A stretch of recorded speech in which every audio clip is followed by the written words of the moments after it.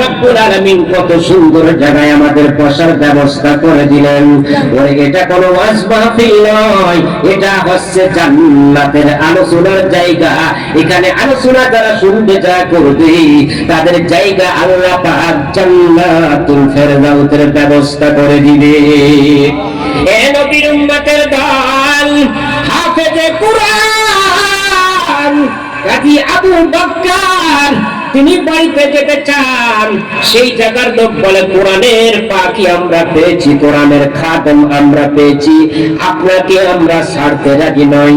জীবনের বিনিময় যদি আপনাকে রাখতে হয়, টাকা পয়সা দিয়ে যা করে হোক আপনাকে রাখতে হয়, আপনাকে আমরা খতিব হিসাবে আপনাকে আমরা রেখে দিলাম, আপনাকে আমরা যেতে দিব না।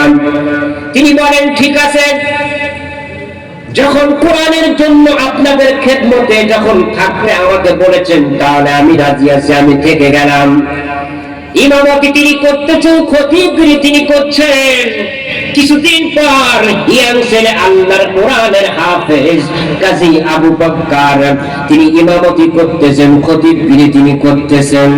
করতে করতে বেশ কিছুদিন যখন চলে গেল, আল্লাহ পাকের আশিক বান্দা যখন তিনি খেদমত করতেছেন মসজিদের, মানুষ তার কাছে আসে মাসলা মাসাইল শিখে, কোরআনের তেলাওয়াত শিখে।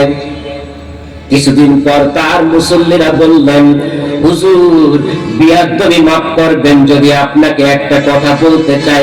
বলেন। বলে আপনি এক মানুষ, আল্লাহ পাকের খাস বান্দা, কোরআনের আপনি খাদেম।